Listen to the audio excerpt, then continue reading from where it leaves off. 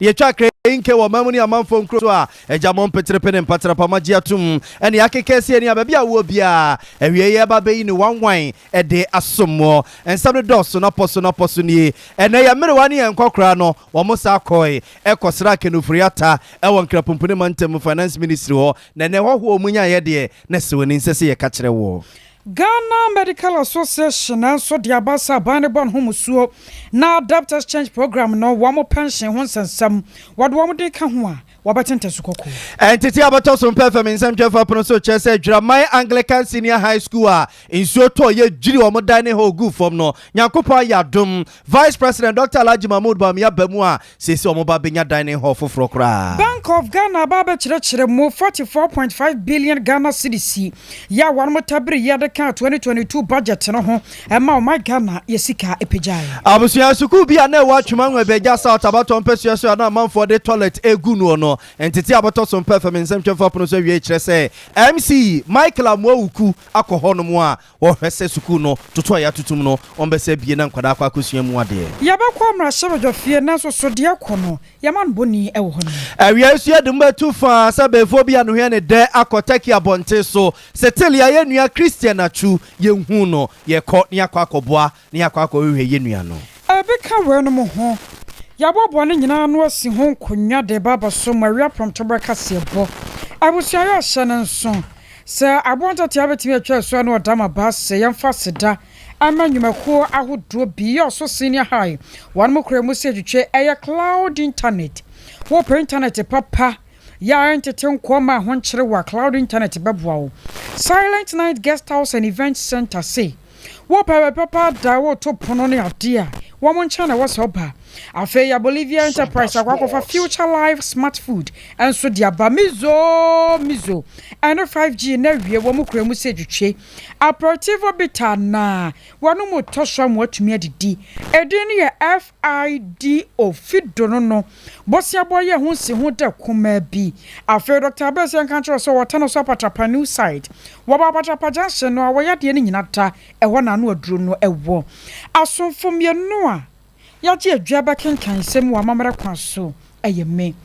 akosia ajewa akode boaten mene nana ya bo amalibi aboga ensemni abza for ya shase de from my god yesika samno ne ntoto ho mama no twase mampeni na nadu danko akufado wane no fa se keno friata eya nhihye so my god ye de ho bekwa kofa ma yemefofo no ma ababe boatoto yesika sam ene ye ntoto ye de ama ye nyina sese o my god na se IMFofo ama wan hwe akuru ebebo da bi o my na ababe do no na nyina ye nkoma finance minister keno friata ene ye merewani ye nkokra na edie se omonte ase na debt exchange program no a abai no ede ba no munsom na so mansom na kakra February ye de kokogu na ntentamu a o my god sika sam ne ntutu nyina ebeje nsemo na sade ye merewani ye nkokra na o makọ pension no a na kakeno friata de nsa ekwakoto o musika so wo ma ahyehye no no o mo se afiri na no dwode ye twam ebesi enafie de biada wo mo ebese so mo nkuku na o mo nkaka ene o mo paracetamol wo mo para nsuo kaka pempem blood tonic awi kode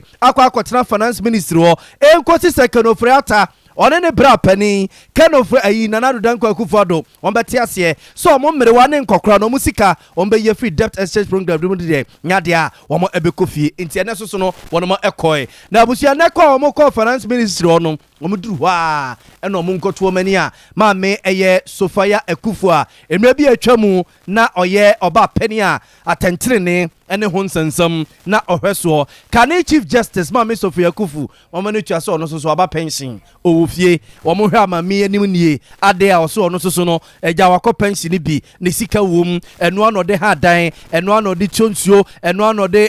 twaduane die eno anode totondo ne adeadea enti so amanu amekasa ne tiri ho a ye de ne saa ene yakọ akoyi ne eyie bi a hwe ya nanim ebekọ akoso obi etiko enti edema me Sofia Akufo ko ho na ne nsemu a wode atu dwasre finance minister ene mampeni na nado danko Akufo ado se mere wade nkokra ne de omusika na hia se ko ye ho bibia ma wo mu a enkebeboa. I'm a pensioner. I'm a retired person, and therefore, if others are having a hard time because of this manner in which their contractual rights, I'm seeing it purely from a legal point of view. Their contractual rights are being threatened, then I have to say something. I have to join them in solidarity. I don't need to talk to anybody involved in it. Their pain is my pain, because I have retired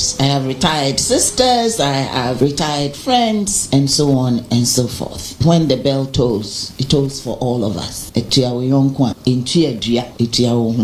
there is the need to restructure debts, before you even decide you're going to restructure debts, the first thing you need to do, I believe, is to look within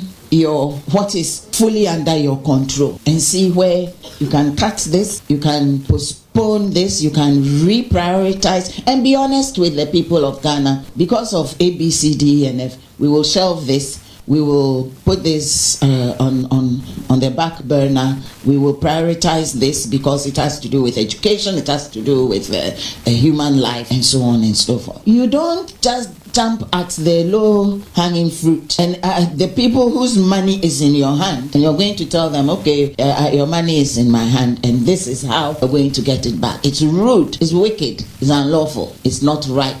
It lacks good faith. It lacks humanity. Because we are sitting here because we are well enough to come. Do you know how many people are languishing at home? Do you know how many people who are not even they are in such a bad state, they are not even aware of what's going on, but it's their investments that have been keeping them alive. You don't know, you don't care, and you do not. You do not touch the old people. You do not touch the funds of the aged when you have not done other things. You have not done due diligence. You have not checked on what other things you do. We are not your last resort. You haven't reached the point of last resort.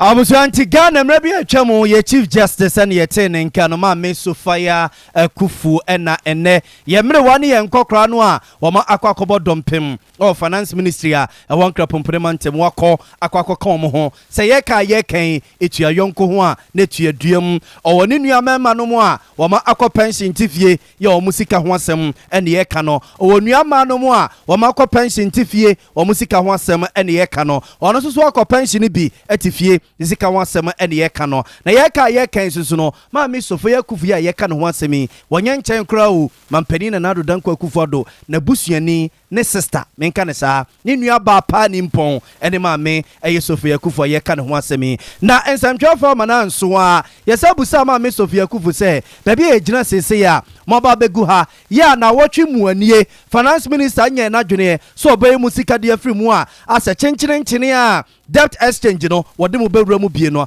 emra ne pa Ghana mra esesei e wo saade no ho opese wo ye no. If they think they've reached the point of last resort, they should prove it to us and show us why this is the only solution. And in any case, it's not a lawful solution. So they should not even go there. Because if they change the law today, it will not affect what has already accrued. They can take them to court because there's a contract, and the contract said something. You did not, certainly in what I signed up, there was no clause in there which says when the government becomes and thinks it has become bankrupt, it will not pay you. So long as government has properties, I can sue them and I can claim my entitlements through there. But it should not come to that. I'm a Ghanaian citizen. There's today, but tomorrow Ghana will continue to exist with or without Kenuforiata and so on and so forth. But deal fairly, deal respectfully, deal properly with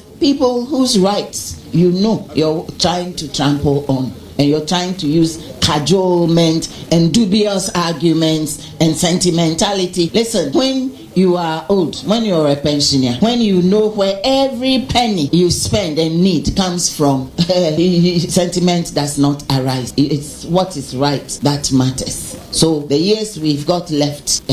by God's grace, let us live those years according to how we had after many years of working faithfully. I think everybody here and every pensioner worked faithfully. We should allow faithfulness to pay. Faithfulness, principles, excellence. We should allow it to pay. And even if the government will not allow it to pay, people have invested the fruits of their excellence, and you want to throw it away because you think you can. No, you can't. He cannot. It's not lawful for him to do it. Period. Abusuanchi we ya ba penny amra bi atwam na Omega na tentenene ohweso se eye chief justice ma me Sofia Kufu ene yetene nkarintia na ye mre wane ye nkokra no kwa omokobo dompem of finance ministry honom no hoho soronko a omo enya no ene wo chese emra kwaso no bibia ni honom a esefata e wo sanhyehye no a finance minister Ken Oforiatta ene mampeni na Nadu Danko Akufo ado aban no epeso omo ye ntisi esadwene wo bio pension fo musikai mi ahia ya mamre wane ntro mo baabi na se mojamrofo no de ene bia mo be kwa kosi sa ho no e de mo debt exchange program na mo de akwakoye na mo de ye mo de tonro e de bia to aduane e de we na mo de mo nsa kwa koto so a ne yekoye anase ye baye ni Ghana Medical Association na dokota fon kabo mo koye wo ma Ghana mo so na ka sai won mo trasa amfan framam na to asreya wo ma Ghana sika sam so sa wo mo nam no mo tete sa adapt exchange program no anhwe a didimu a won mo pension sika sam aban no adnensa ebe wa koforefori eno no mo trasa sa ko ba no sa ne o man no womni abane ba kira yam shopa wo ya kira chenchirenchi abakoso wo ma Ghana mu ane mu atuate ye wiase afa na nyina hu bi da no eno no mo beye won mo kira mo sa anai se wo hwemu a sa pension fund no afempim no ane mienu no mo ya won mo pa ya no eno ana kurakura ma Ghana dokotafo de won mo kode wo mo ba ejo ma Ghana na adwuma na kwa esese o ya ba adwuma ebosom ya katua na agye enza bosom ne nso ye a wunya bi gapraba emfam firi babia ya won mo hwa ni mu se won ko ma ho mgie mu a sika ba ko mienu miensa ye teteto ho no eno ano mo de kwato para bi ko ne motivate de dia kaka ho enti na aban peso si gina ya ewo mo de mo mfa ho na mo magina sie no won peso mo sie no enya se bi aban no beka na kwako wi akire won mo sika bi a enyame ya adom mbekọ pension no na ba ba forefore no enya de won beti ase won mo se won mo sanansan tamo aban no ane adwumefo ye wo ma Ghana mu nkaba mu ko hyiae meche organize labor de ye won be kire mu kurampo se enya de a sa won mu sika sam pension fund no abandon nsa ebebom na so so ba bia kaka kwa no won mo tete bibi sa retirement packages bu on mo a abandon nsa be forefore mu ni adeade ya nhwe ye adokotafo wo mo ho betumi akwakoka enam sa kwan no so ama won mo fa so na wom dia from mema to dia ma hwe ya ewe o man Ghana sika sam so se betumi a wom sesa won ma dwene anya sa pa no se sa gina ye no sa na ne kine ya won mo ya dwene sa dokotafo pension hu sika wom de wom se ka dia eno ye kire chenchirenchi eno ene bekoso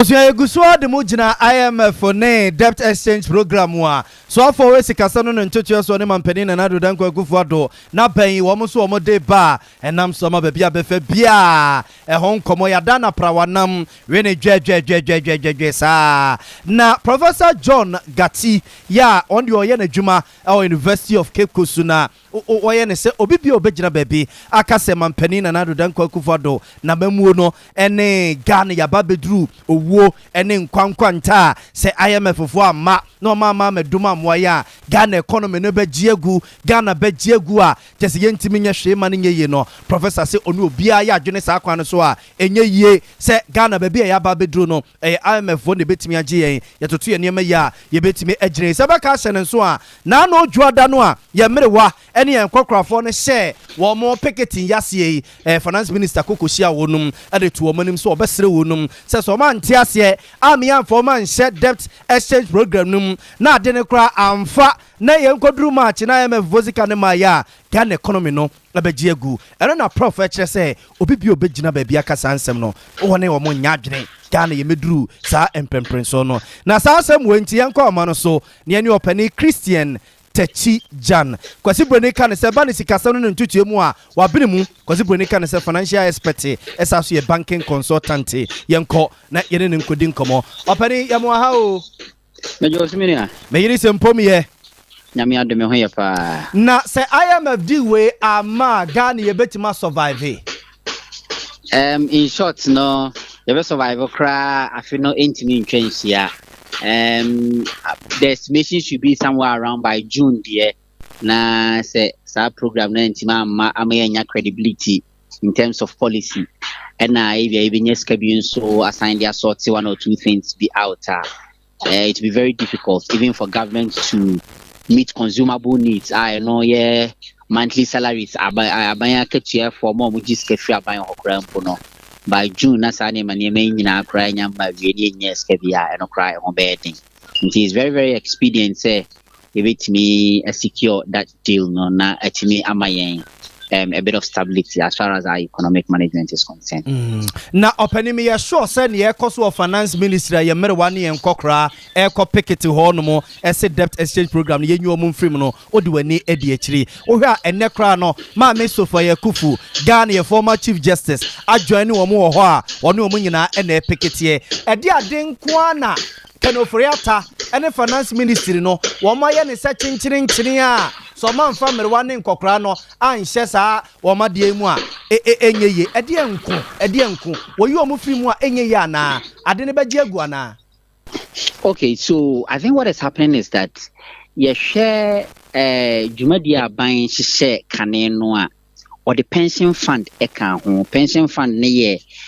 sebio ya ye adwuma na bosumi bia ye je akatua no ye nsika aban tete kakra say ye ko pension na ye ko ahomgye mu a ye betimi enya ede akono no or the babe share scheme no mu a no na exchange program no eka no na so labor unions no protest or more stage you know it's compelled aban say obetimi gi sa ankrofo no nyina ede afri mo omo a odo omo beka ho no no ye individual bond holders. It is just unfortunate say we've had a class of people be a omo ye 60 years and above omo no eka ho enti ense da nye te say be a pension for sika na nkasa na ban arobi into the whole scheme. There be a individual bond holders no so far as I be obi 18 years now one who kwan so bit man enter into a contract with government no if we sa for no so ekukusi sebio ABI mfa ne be 80 90 years for no nti on said that modin say merwane nkokrafo nanso individual bond holders no and unfortunate say omo age category no ebi ababa beka ho ohwe aban analysis awaye no a now we've achieved participation rates of about 83%. 83% no eno na estimate through threshold you be here as a pre-disbursement condition to be able to attract the funds. Enti ye kasi ye individual bond holders and so edi efrimu a ebema portfolio no swate we wouldn't be able to secure facility na ye pen and agreement na ye with IMF no. I think Abai has also been quite gracious. Wa total exemption and so it may be 2 or more halfway earlier no. Now the total bond maturity period was about 15 years. And for 2023, there wasn't going to be any payment. It was a 0 coupon payment. 2024 was going to be 5% coupon payment. And 2025, my neighbor said 10%. Subsequently, because he says 15 years, no best. But almost soon, more the child binding you year no one say obi year free 15 years no action abanim ama maturity period na about 5 years rather. And 2023 anang won tua bibia no ye ma me ne papa mo a already 59 and above, that is 60 onwards no we tua 15% e dia mo this year. And so can no in the earlier arrangement no nank won tua next year so 15% kusi say 5-year maturity period no ebeso. And individual bond holders now those who are also below 59 on so no then on so nank won tua for 2023, 5% for 2024, 10% 2025 and subsequently 10% but no so wasite o monso de no so aba instead of 15-year maturity period no or the aba 5 years and at this year we will 10% and at the more next year so 10% and subsequently because a 5-year period no ebeso. The situation Aban finds itself no it's not a pleasant one, but the options available to them no are very limited.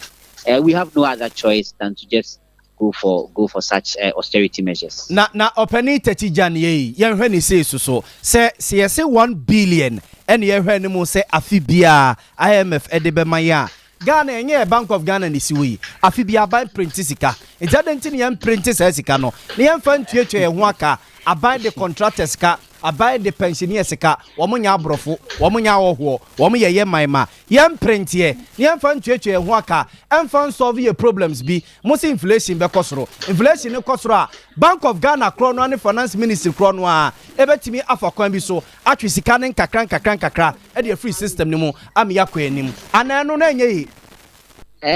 yeah, it's an argument that I've heard some people make, but then you only give yourself a bit of respite. Some maybe a short term, within 3-6 months, you know, wait me to your and so inflation on sunya the repercussions and as the consequences no dire be affecting virtually everything and everybody. Into one way ananiema ebeje wonsem kra bebre dodo inflation kosra we know about prices of goods and services are ekosro enwechi no so no it affects even forex trading forex no so sign kosra and also it compounds the inflation problem until the consequences are dire obetima year 3-6 months when you respite what you contractors for now you are okay, and so bro 6 months I won't start and repeat the consequences which are very dire. One year it can even lead to the collapse of your economy. We are all very much aware of what happened in Zimbabwe time Mugabe na or yes on the support BM free the West into one be printing the sika ebedu be na just say wokwa kotopa no kra na yesesesika e de gu fiura so amemu na wo de asoma ayi kwabrane de aduachi e de apostle se me de kwa kotopa no the consequences are dire. We cannot afford such a situation. Yo Obanhene Christian Techijan yeda sepa ni school a woni akono awie bibia ni naja e kire so e besa ba pinu bi onyame nhira opa no adaja wanyade amaye meda semenia abza for Obanhene Christian Techijan ene ne no akwakodin komono we nim de fo pa e basikasem ene ne ntutue ho a kwasibro ne kan se oye financial expert esaso e banking consultant ya debt exchange program ene ho manso ene ne kodi ho nkomo Afempe mienu ne aduonu mienu ne mu 2022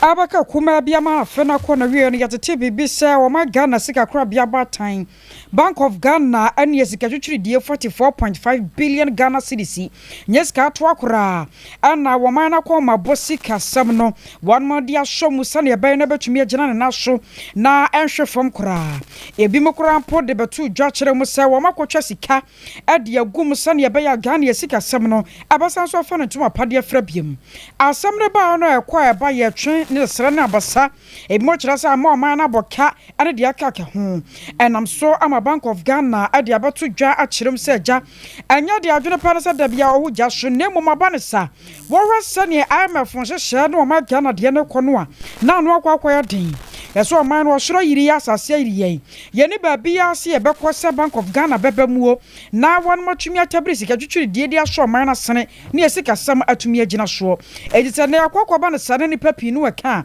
wo mu de se won mo ka ne mom na ne papa mu ase won mo beye ama o ma Ghana yesika sam no asan so agina biemuntia na asam ne ba sa no Sompa kase ya ne panyipa ya ba no sika sam a wapene mu Dr. Richmond eto ahene din komo ema wo kire nsem see. When just a printing of money, a two media a buy which Act Bank of Ghana Act 918 that 2016. As I said, Saban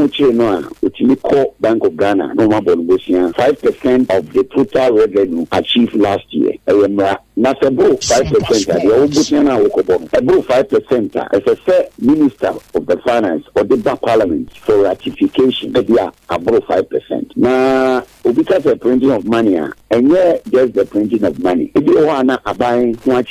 contract, the intimate so, and run money says within the 5% American, but Bank of Ghana, and Manu, and one, aka no even go for can to maybe a omumrana semno na esemumere emrano say Bank of Ghana amended Act 918 2016 at 2016 section 16 as amended previously section 29. It says that the government can borrow 5% of the total revenue previous year, and if it exceeds it, you go to the next line. If it exceeds it, you go. The minister should go to Parliament for ratification. The question a woman said, "Mr. Bobusiu, so printing you so 40 something billion a year canon." A bro revenue project revenue it came last year na 2021 nti e ho no na what say and can comonoko because a man ma kwan it is here actually says government can borrow from Bank of Ghana 5% of previous revenue. Ano chino panye sanso cheche mo sunsanso bia ebetumi diaba. If it exceeds 5%, the minister should go report it to the Parliament. See, a whole as I say, because I know I'm a share one more canon. I'm saying a fiscal responsibility. I suspend it. Fiscal responsibility actually, and your government total deficit and exceeding 5%. The time I covered in the buy, and now Parliament, Bank of Ghana call a minister call Parliament to say 75% is shima. Name Bank of Ghana the only place. Bank of Ghana the only the Mrano 5% of the previous revenue. You borrow to pay to finance, but not exceeding 5% of your total revenue. And the question I say now above 5%. Now amended at 918 section 16 cannot abrosa. I think maybe a buying revenue no ma. Inti we tiaka ebia nkofwa supply say nkofwa boa mediama or mine na omunti ntia. Yetimi Bank of Ghana ho Bank of Ghana mo bia mo hodoa. Emrana say 5% ki mo moa emuntia na yebe mridu a yebe san aba chia mo ka na makobo back to the 5%.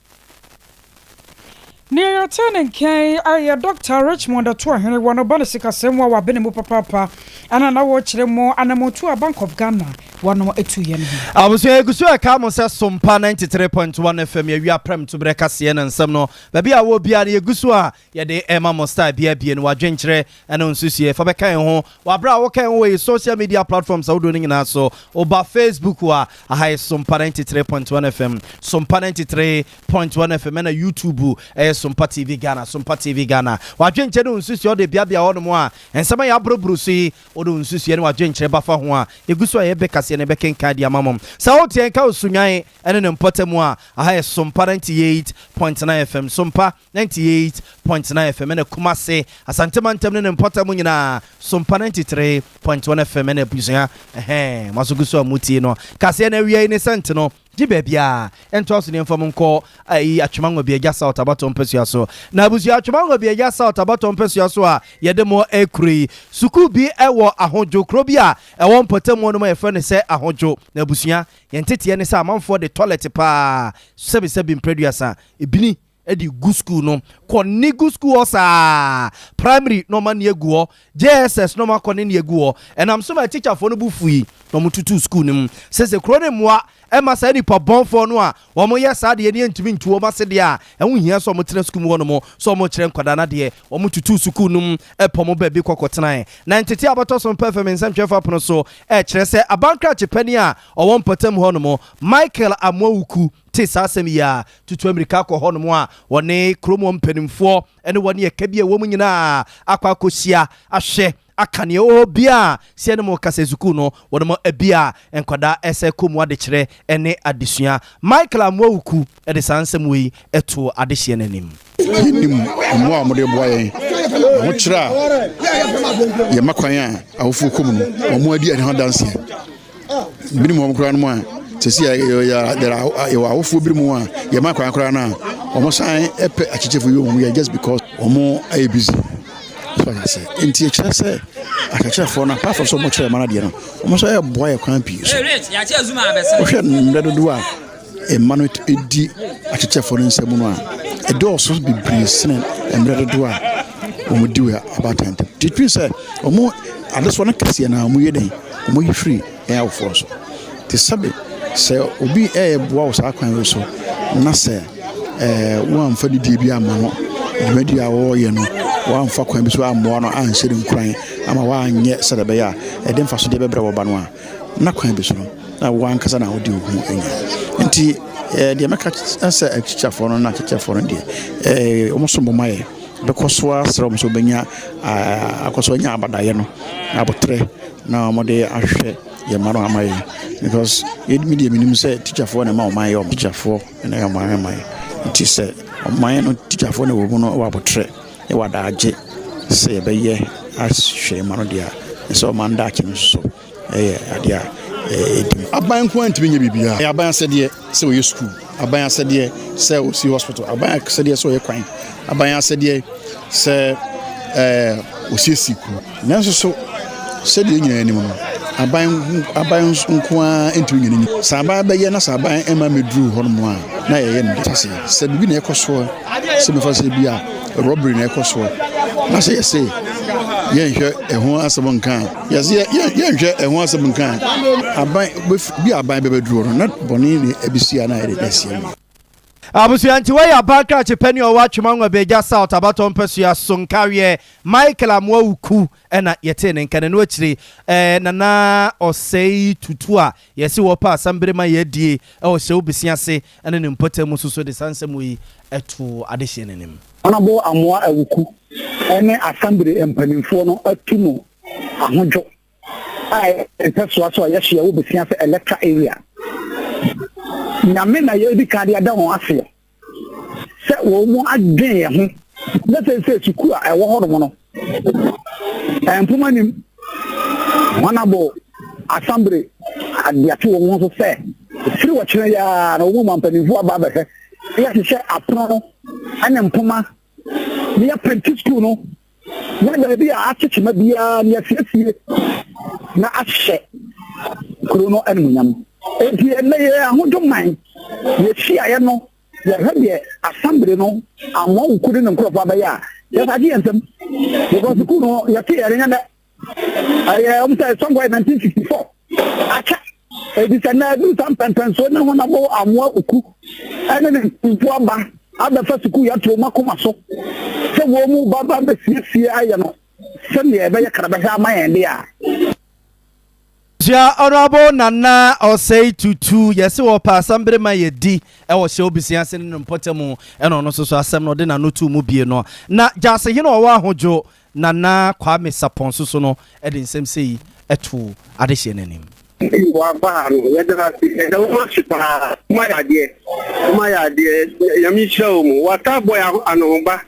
promise se e puna asese ni na school puna asese ni na o ma engineer na ba be ga o di apuni na be ba abe ya apuni na ni ma bi asese o ni na o ti o be nti ye da o ma sipa yami show mu anomo ti o ma ti o yami show mu pa for way jase hino wa hoju e watchuma nwa be ja south abaton pesua so sentimentemo Nana Kwame Sapon ene yete ne nka no ye kwa mra shobodofie ne kwa akodi nkommo anu atete bribi samra shobodofie kane minority leader ye Rohana Idrisu ene na konya waso watena so ye yenko kowie chie na chese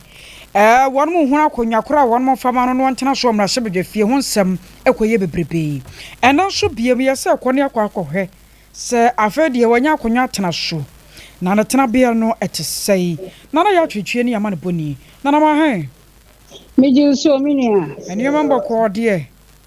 ba de adom ne ho ye edenya ase boye nkomo ye mra shebedefie minia maminda watini akonya wodi amame na me ma tiefo nyina akwaba emfo momra o my Ghana mra shebedwafie sane wadi kan abo amane na kyerɛkyerɛ mu se yakonya wononyamfo Haruna Idrisu former minority leader obetena so no ehwo akoye nsem dagya esan se yankasa no ono a woni baabi obetena na kosisi yaje ni nsem dibrei eno apani de obepie momai mra shebedwafie no obekire yese akonya ne NDC fo de amano ye ononyamfo konjawda de no sa akonya no nukure ni papa no wanyi sine no enti wano se de atete no wo fie no wontimi ntina pani akonya so eno nti no ene edom kuma ne nhwe na akonya bia o mo fisi wo se fata no o mo fama no na sa akonya ne de o mo de ne tena so a wompe na se yehwe efie kwa setena ne so a And that's how we Mrashebedania, Oba Yano of our bag was the situation and me permitna. Yanyanisa, one more quanya more fast social and penny four, one more maba. Mrashebedoma Bayo Macherno, one would decline near much show must add your question. And to say I have certain arrangement now. Ono for her na abuse baby at say in preference so could you know and ka ono for Dauda and asa avoka akonya na le fatano then so say company for nyina woman yi sire no nti ta akonya no wompe ena me no kasai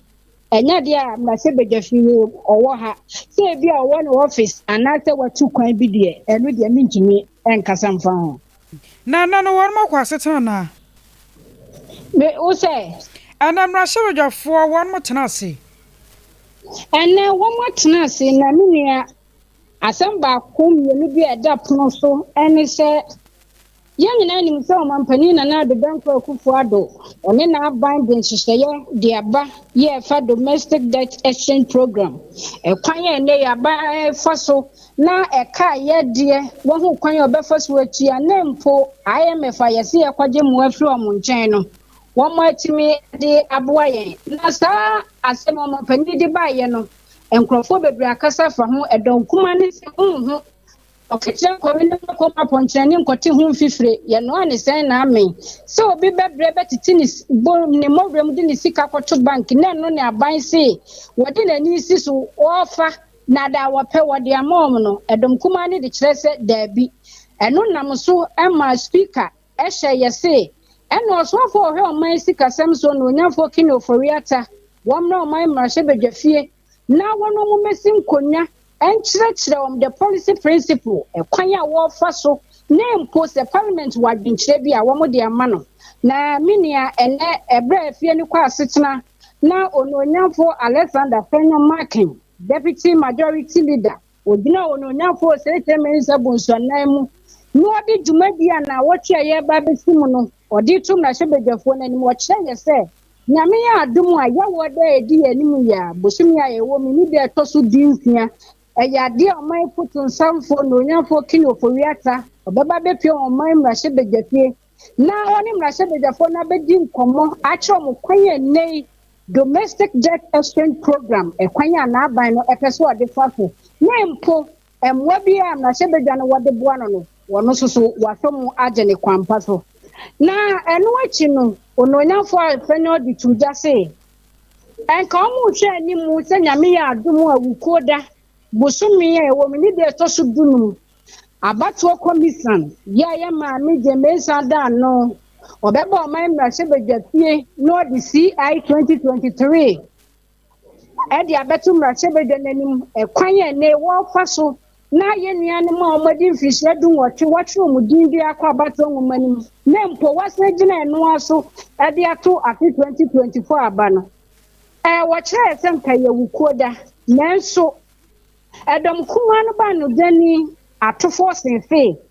enu business committee ni trust no mu hihye dwumadie e de ama setena na watwe ebesimu no wo mu anka CIA bia ho asem enti akoyete Adam Kasiani do Monsa Shemukiase. Omo coordinate if you call who so we are number betre dom kumani say and so we one and no. One must there one won't see ne watch na easy. One yana this was in a Sebedefie Hanyami Adoma Ukoda so this year. Essence CI no and you may be a woman. One more dom kumano, one bonus, Cosisu Muba Jusono. Answer na CI no. Omo ebeti here and nunti. Say me no can say afanini ni anu nyina ase ase sa na tie de a ene ewukoda no emma so enti omo hwe na omo adwendwen ho na omo peda kopotia ti ai ye bele no mai Mrashebedefie oh nana mo ane adwuma abusuama ne boni nana ya twitwie ne yete ne kan na wachi no ye rakaso atofo sendom kuma no ba no dani wono so ekasai I have seen introduction of a CI which was never discussed at the business committee meeting. For the deputy majority leader who did not attend business committee meeting to stand here and to make a pronouncement that this was agreed upon. Mr. Speaker, I'm deeply disappointed in the clerks in particular for allowing this to be smuggled into a business committee statement. Mr. Speaker, this can never be allowed. Mr. Speaker, to be honest with you, if that is the way this administration wants to go, this side of the house wants to go, Mr. Speaker, we are ready for them. We are ready for them. And let me sound this question. Mr. Speaker, we can't run a country like that. The business committee's mandate is for us to sit and agree on the business for the week and not for someone to unilaterally smuggle what is becoming a major contention. Mr. Speaker, we won't accept that. Mr. Speaker, I want to caution that we on this side will oppose this business statement because this is not what was agreed on. This is not what was agreed on. It's different from what we agreed on. He was not part of the business committee. So, Speaker, for him to agree, come and stand here that business committee has agreed on this here. So, Speaker, please, we will not accept this. And I put it to that we will not accept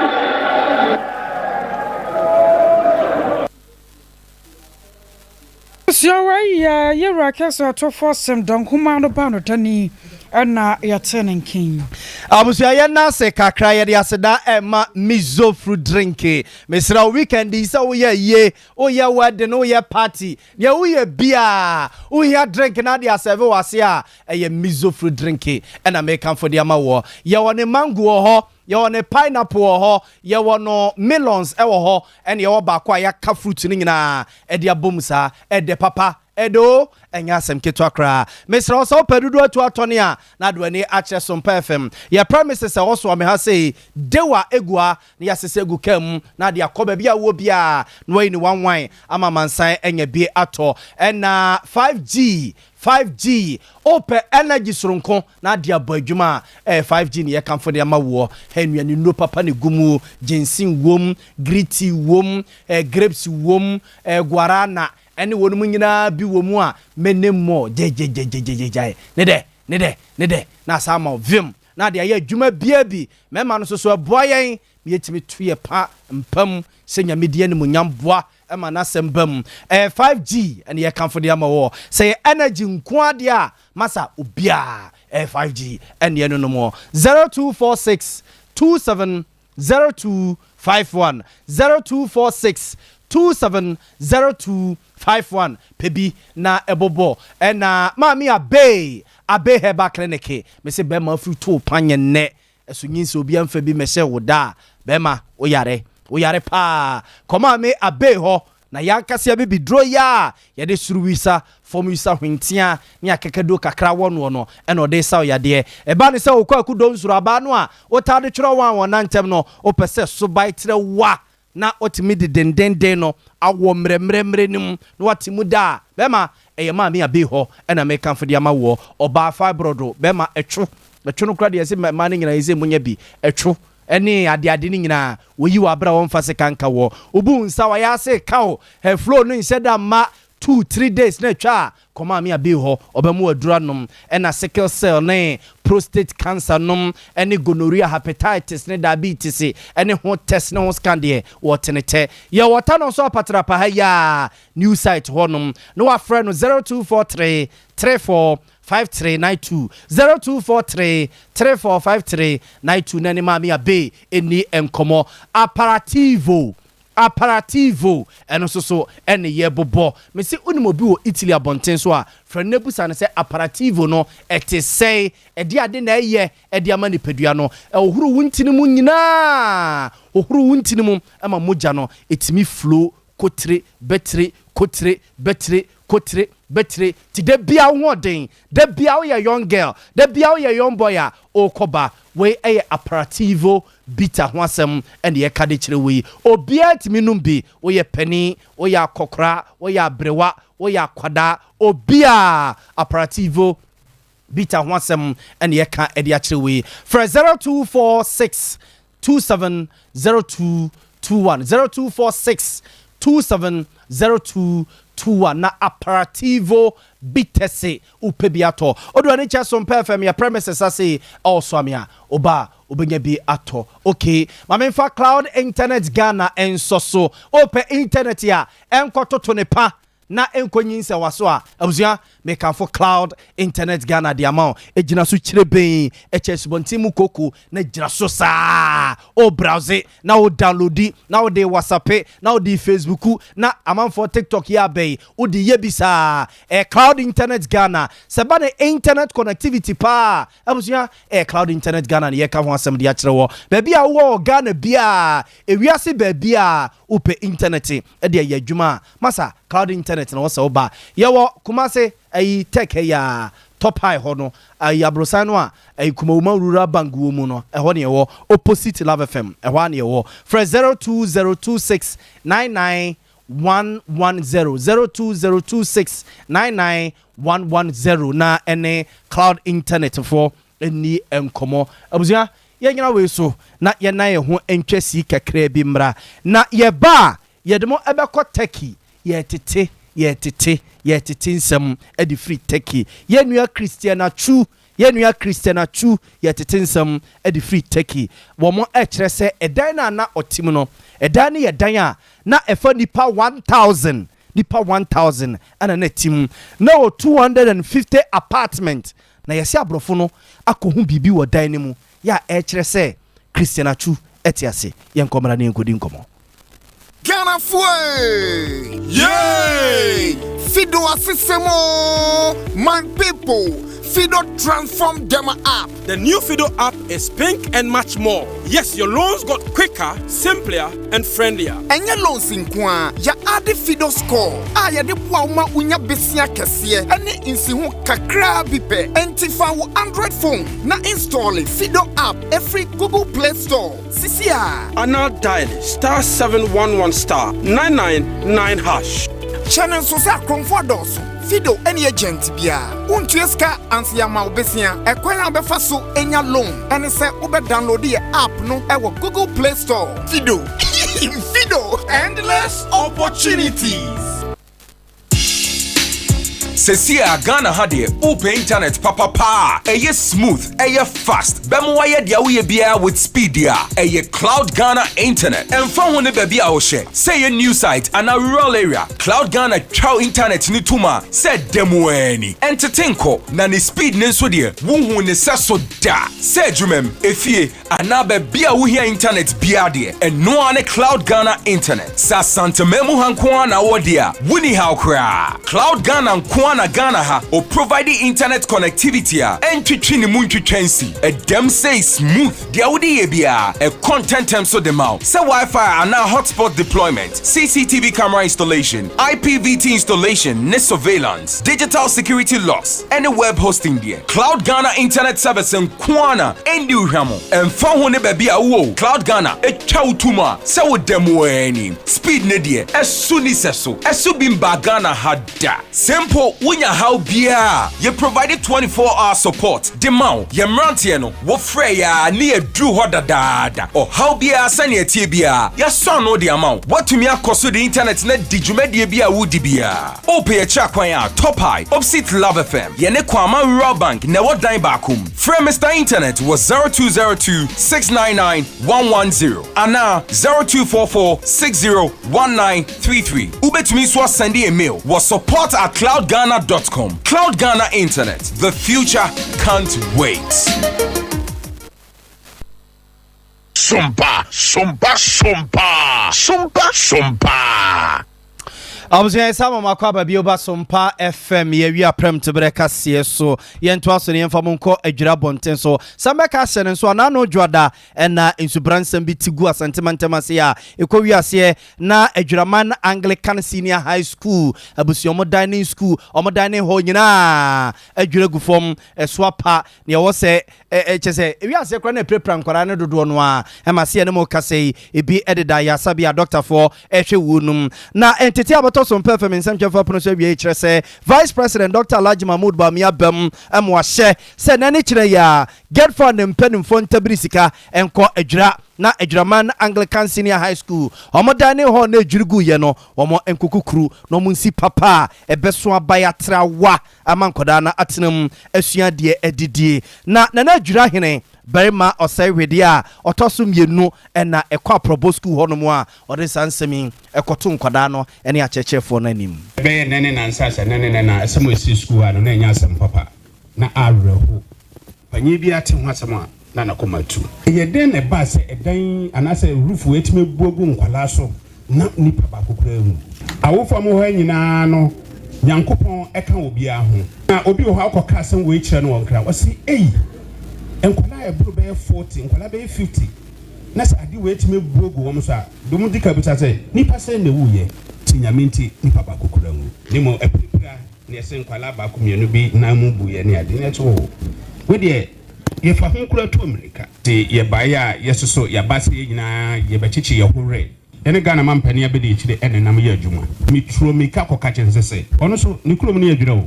asemo a madam Ghana mampani abedi chire se memfanto wanimu ne PTA executives ne awofo a momma wo school ha ni adwiraman animu ne se waka chire get fund se animu ya omo mesi ultra modern dining hall Ultramodern dining hall abayefo dining hall upiate ahaye bia ese sebe ni partner edidi animu ya ye next week nyame de che ya consultants ne beba o ma behwe ba bia di school edan ni besie na fei o ma hwa anamonto o mbetu enani kire ya astati bibi amankwala no enya ba bi papa atena edidi Abuziana na Adwirahene Berima Austerity a otoso mienu ene yete ne nka no na eno akire wode soso ese abatan no ebo tituru ne abaya bako a yese ne namabuo ama ne dompe no ebu a yese a doctor for kire so mo behia be 10,000 Ghana cedis 100 million no matimi ayo operation o ne dompe no ho ama otima sore asa nantibio no na Adwirahene de to womanim se eho kanyina obefa no ahwesa akwada no wo mo ebetima yesa operation no ama no asa asore bio koso to asoma ye ne I was here for your concern from Monamra Shabejo Fiabajo, one more share young Monsieur Samso. Ranking member Dr. Clement Apake, dia tuja. School placement for sale, once and some no about Janam so. Mawapa, one depends, Yabajo, say one more share. Now when you mush your money, Yamianimni, and some is up in our ya no crapono. As sunny, as I see, I know, ye, I shall see a airpin super. Was it a wishamo pano ashiano? Doctor was say I would do to me, I know your swap for what I don't know. And some beside one want to me from a year, Emma 1 month to a month say. If I were my 4 binumua, one more access and now sample. Yabakan say one more Casancasa walk crying a word to me. Says our school placement system, no one to me the Hujumano. Was your moon to me now pefe? Emma Ghana for who be Yakoban Sanwa. I have Jenny, a woman, young woman, Shamu. Having listened to the excess of the report, clearly the report raises a lot more questions than Prophet's answers. First of all, I think it is interesting and instructive that whilst both the former Director General of the Ghana Education Service, Professor Opoku Amankwa, and the Minister had their day, so to speak, before the committee, the Minister chose not to be transparent with regards to the person that he had given his access code to, with regards to the ability to make placements for grade A schools. And I think it is also instructive to note that Professor Amankwa states very clearly that at some point he was totally locked out of the system. He no longer had access to the system, which would then suggest that the only person that we can say, based on the evidence so far, who had access to the system was the minister. And so while the minister chose to, quote unquote, protect the identity of the person that he had given his access code to in a matter of this nature raises a lot of questions. So for me, this again then begs the question as to why the CID and the BNI, now NID, were not allowed to conduct the investigation as originally intended by the Director General of Education. Dr. Clement Apake in your turn and Canada FIDO Fido. Bosia boya who si who de kume bi. Ana riye nyina ye moy. star 711 star 999 hash na se wo dem wo na wo kro no bosia no wanya wia na sa anasa download the Fido app no Google Play Store bibia ba kwa kama yeni agent bia da obi afro na oka cho so ofri Fido share ya wadawro ma wo boa ya Bolivia Enterprise nso ne the Future Life Smart Food aba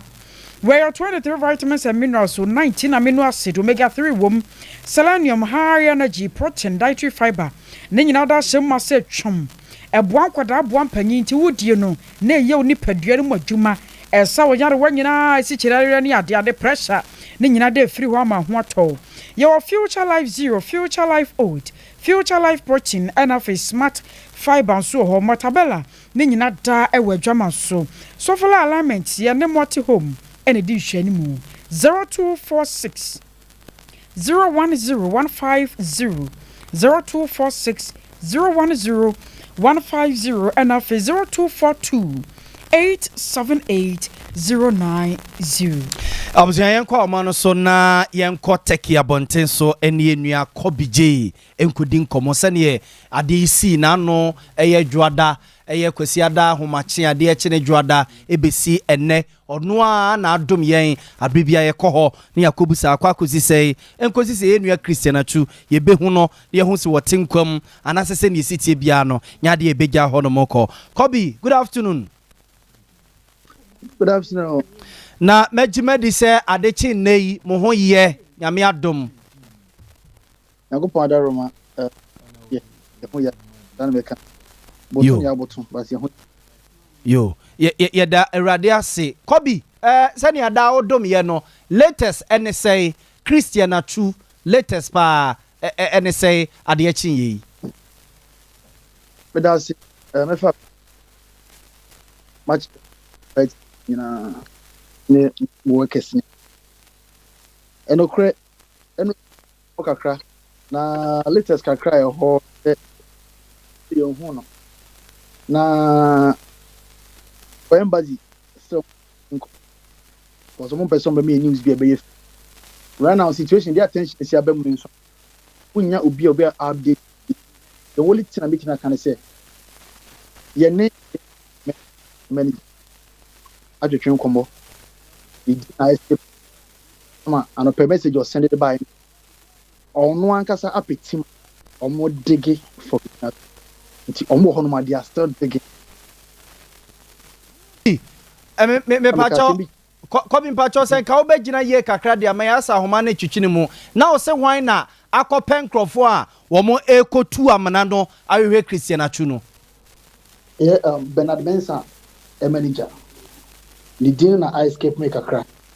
and so a player be na o honom na friend Bernard Mensah no ne manager I only about Kaiser Respo the manager and in fact Ghana for the I say in Bernard Mensah on the pressure going so ama or G a apartment any building no name ama and pay information the buy one ka omo eguso a mo dege na patients was also say building na aye Christianachu collapse wo bunu so no there's this technology ya omo wa exercise ko for wa sia sabi omo eguso a mo home ye no any that so as ye wo think enu ene enu na that normal locate is up na nka ye nia Christianachu bia oka enti se said the da so aba se edana na Christianachu etimu no yesi edana na ni Christianachu timu no 250 apartment ene wom ena omo check ya nipa be 1000 ena na etisa dan mu ena technology no so kire se omo hu se nipa sha asase na se a still omo da so ehome eno na ama ye ni da so kakra no ho ni asa pepe ena na pepe penalty so you know say enipa e nkwa wo mu a omo home nti no on one risk omo digi for a year Christian any maybe a radin ko nyankopon nya adom maybe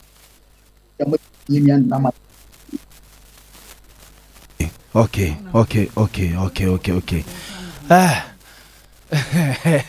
erade moye erade moye erade moye mpa erade moye de kakra hata omo enro se me ka kire no play about ko afiri mu and ono de oka kan better than afiri mu anyase yo Kobi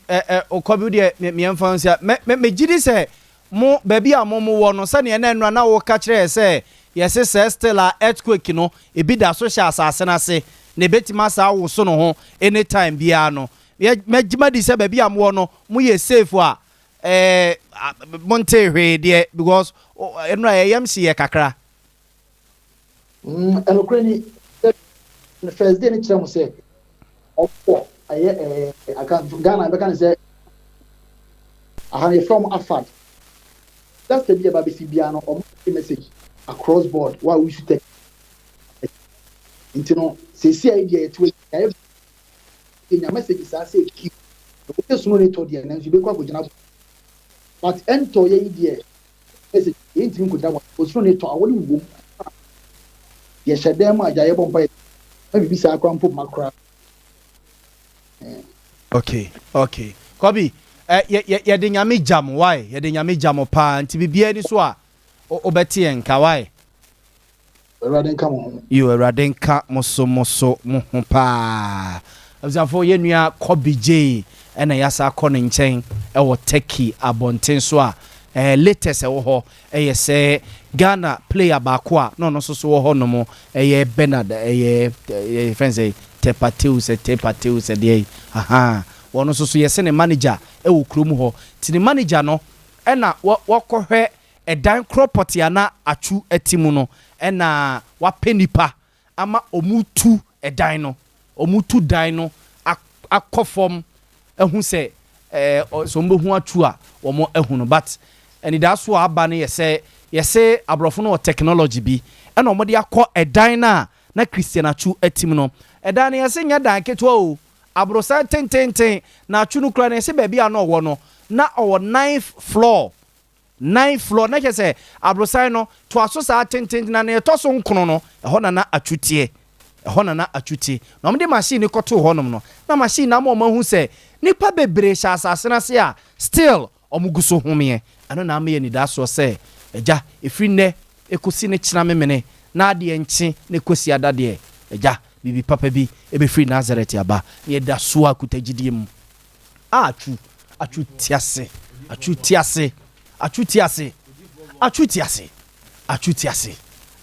pa abse yemfamunsi na yenko na Rocky DJ nsum entwaso na kunsu yoso senior high school ene ye kan for dia ma batan no se sa bre ya enkoda na BC exams na ba no ope bebe dia akoda na kwakoto a eye yoso senior high school a ewo kunsu ya asante mantemum ene ye kan for dia ma mo abusu eye free education free kuracha ekufu ado de no we de eye free kuracha ekufu ado de no sesa na meka no abusu na yete ne se odo ba ne kwa ontua admission fee ontua tuition fee boarding fee ontua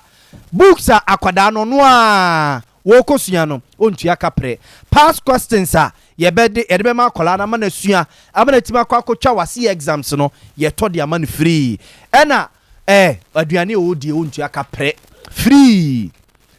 o nti we no free chen kufu ado de no we yoso senior high school ne ese abrofu bi wa abrochire onom di sika ba sade na Ghana ha free courses omo ye no ebi general arts ebi business ebi home economics ebi agric science ebi so general science ya omo teacher for no so abene ye so omo ye examiners omo mark waik exams bi ntomu nim ne ekọ ene ne ba omo kire nkwada na de abusua free Sompa admission the amount banwa for 0244 4557 0244 4557 and 0244 654435 0244 654435 anaasɛ ɔkɔ www.almamatereducation.org admission no wopɛ bi a na yɛ sɛ watintim no wɔ hɔnom na ɛsen yɛsɛ yɛ grace me fie no na kyɛ sɛ ɔɔkɔ anim abusuafo yɛmfa kaseɛ no nsi aseda ɛnkɔma yɛsɛmufoɔ pɛni asante yɛboa benedict wɔn na nsɛm no wɔsɛ mu ɛde ɛma yɛn kuku akyinkyim fidie no ɛde ma yɛn akɔsua so mu Elizabeth twitwa voices no nyinaa de ma yɛn ya grace ɛne broda ake ne imanom ɛde akwa bi yɛfrɛ no buffalo no so aba bɛka ho yo wɔn ɛne ɛde ɛkɔ internet ne so abusua baabi a wo bia no timi hwɛ bitie bie yɛn so so yɛbɛsom no na yɛ abo amale bi aboga ɛwie mene akɔsua agye wakɔde aboaten Sompa, Sompa, Sompa, Sompa, Sompa.